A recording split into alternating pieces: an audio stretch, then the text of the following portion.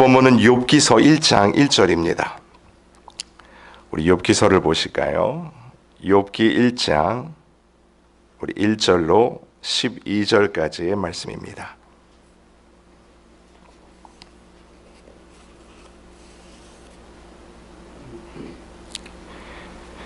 욥기 1장 우리 1절로 12절까지 한 절씩 교독하시고 12절은 합독하도록 합니다. 1절을 먼저 제가 시작합니다.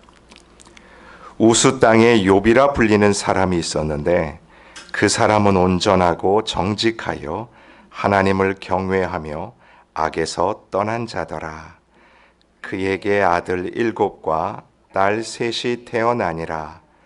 그의 소유물은 양이 7,000마리요 낙타가 3,000마리요 소가 500결이요 암나귀가 500마리이며 종도 많이 있었으니 이 사람은 동방 사람 중에 가장 훌륭한 자라.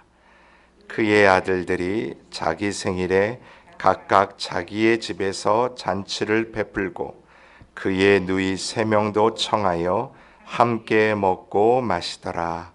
그들이 차례대로 잔치를 끝내면 욥이 그들을 불러다가 성결하게 하되 아침에 일어나서 그들의 명수대로 번제를 드렸으니 이는 욥이 말하기를 혹시 내 아들들이 죄를 범하여 마음으로 하나님을 욕되게 하였을까 함이라.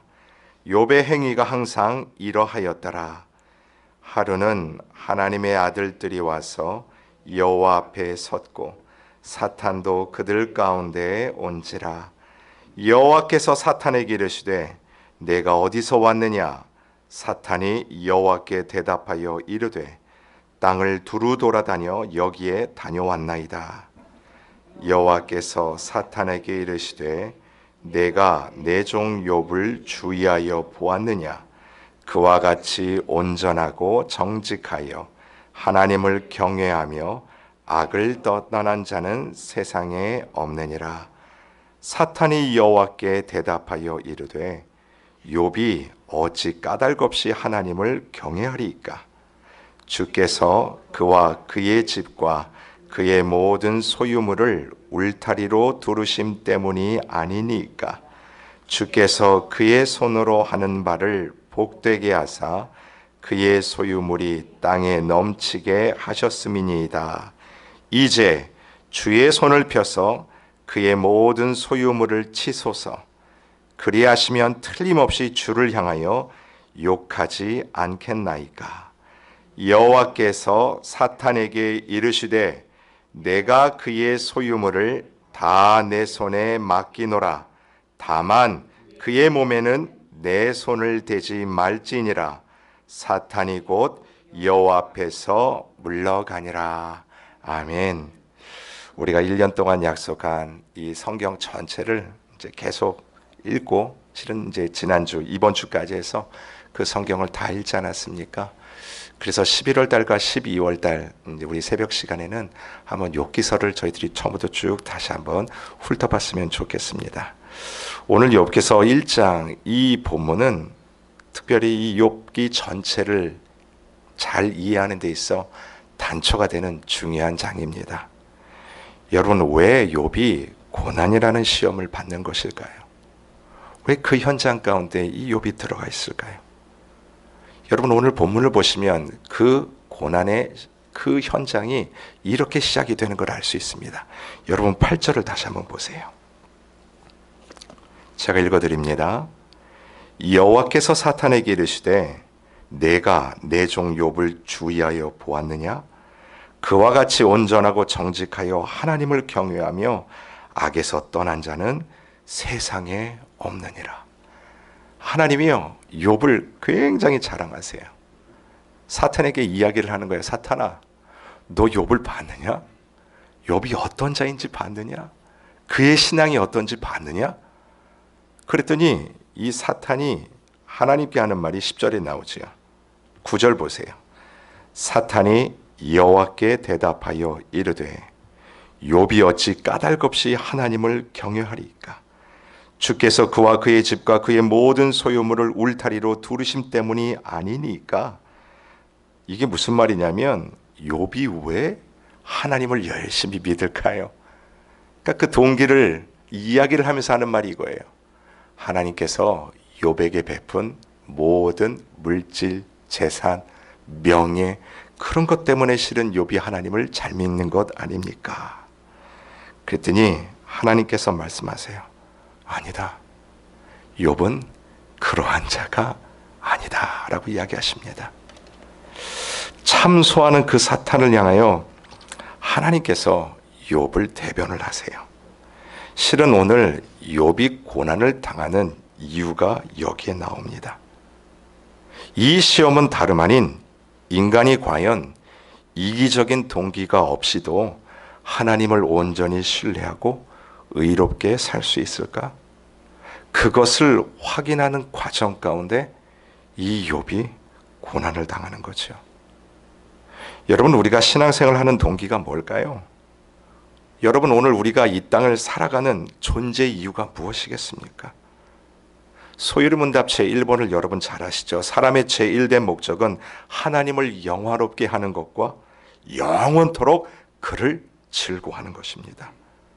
결국 하나님으로 인해서 만족하는 삶, 하나님 때문에 만족하며 이 삶을 살아가는 것, 그것이 우리 인간들이요 이 땅 가운데 지음을 받은 목적이 아니겠습니까? 여러분, 근데 중요한 게 뭐냐면 하나님만으로 기뻐합니다 라는 이 말이 그저 명제로만, 아니 그저 지식으로만, 아니 그냥 하나의 스테이먼으로만 이해하는 것으로 머물러서는 절대로 안 된다라는 거예요. 분명히 나의 삶 속에서 경험되어진 그 고백으로 주님 앞에 나와야 되는 고백이죠. 지금 욥이요 그걸 경험하고 있는 거예요.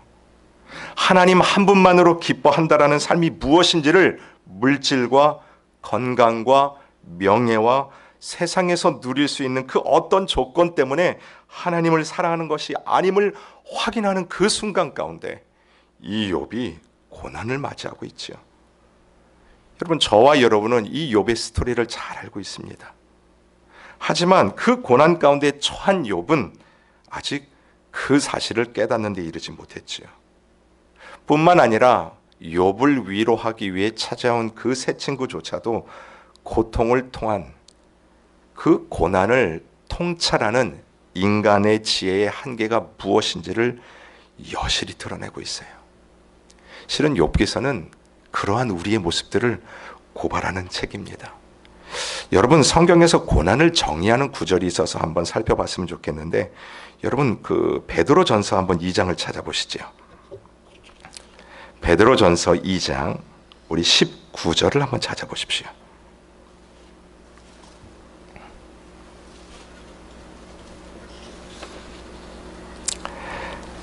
자, 베드로전서 2장 19절에서 20절인데 신약성경 379페이지에 있습니다.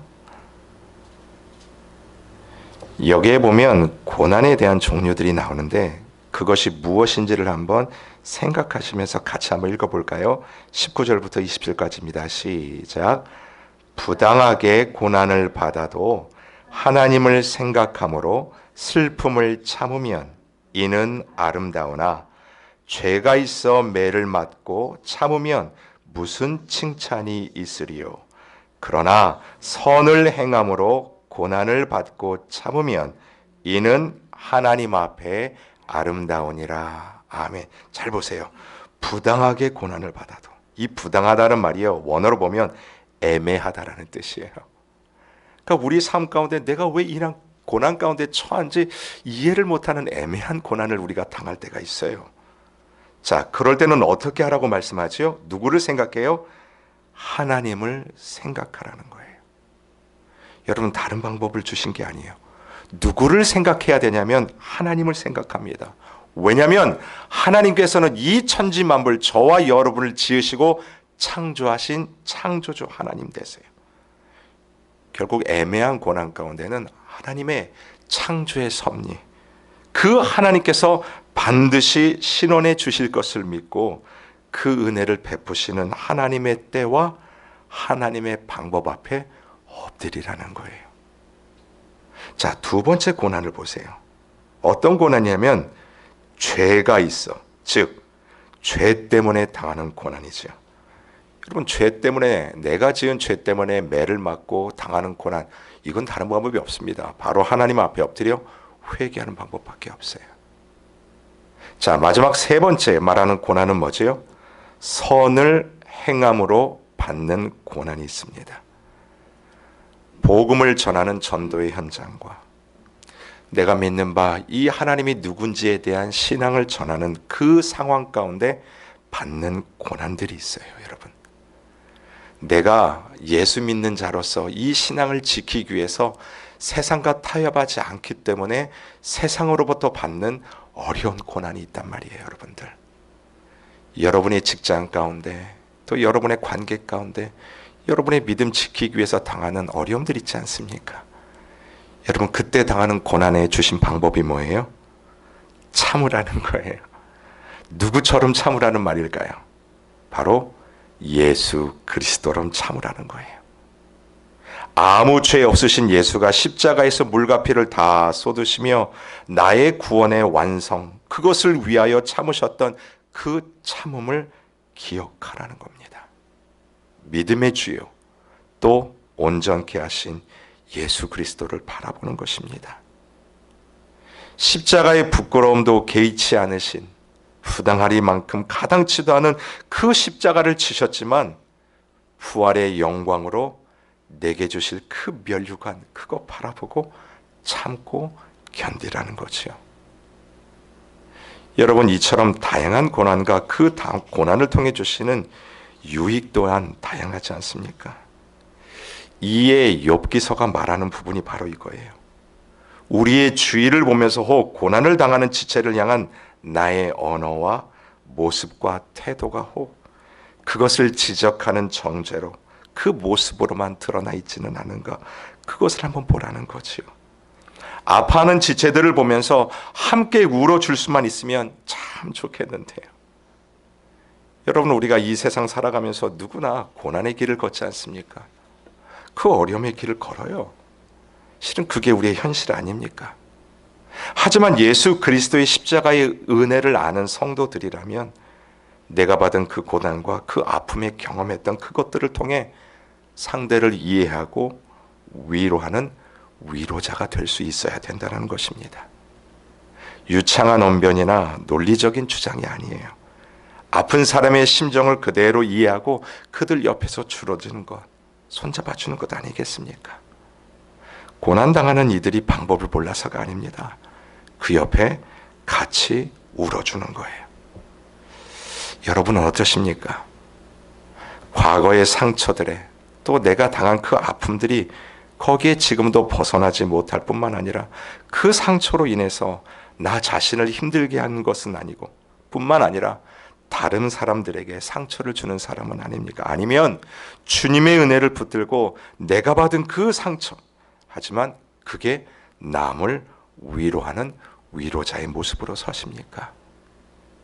우리가 서두에도 살펴봤듯이 고난의 종류는 다양해요. 다양하다라는 뜻은 고난을 이해하는 게 쉽지는 않다라는 의미가 되죠. 하지만 여러분, 반드시 기억하십시오. 고난의 신학은 우리가 다 이해하지 못할지라도 하나님을 신뢰하도록 부르신 하나님의 부르심이에요. C.S. 루이스가 이런 이야기를 합니다. 고난은 하나님께서 귀머거리가 된 인간에게 향하는 확성기다라고 이야기를 하고 있어요. 이것을 이해하지 못하는 그 상황 속에서도 이 고난의 길을 통해 누구를 바라봐야 되냐면 하나님을 바라보게 하시는 하나님의 확성기라는 것입니다. 여러분, 욥이 한 유명한 고백이 있어요. 고난이 내 앞에 있다. 그러나 내가 가는 길을 그가 아시나니 그가 나를 단련하신 후에는 내가 순금같이 되어 나오리라. 여러분, 내가 어떤 이유로 이러한 어려움을 당하는지 이해하기 힘들지만 그 고난 가운데서도 하나님을 생각할 수 있는 이유는 그 하나님께서 나를 창조하신 창조주이시기 때문이에요. 나는 이 상황에서 어디로 가야 될지 또는 무엇을 해야 될지 어떻게 서야 될지 잘 알 수 없지만 나를 지으신 그 하나님은 아시기에, 아니 나보다 나를 더 잘하시고 사랑하시는 분이 나를 지으신 하나님을 믿기에 바로 설 수 있다라는 거지요. 여러분, 이 고백이 바로 고난 가운데 하나님께 올려드려야 할 우리의 신앙의 모습이라고 믿습니다. 만약 여러분이 지금 경험하고 있던 어떠한 고난의 현장이 있다면 여러분, 욥기서를 묵상하면서 하나님을 깊이 만나시고 하나님을 더욱 신뢰함으로 힘을 얻는 시간 되시기를 주님의 이름으로 축원합니다. 아멘. 함께 기도하시겠습니다.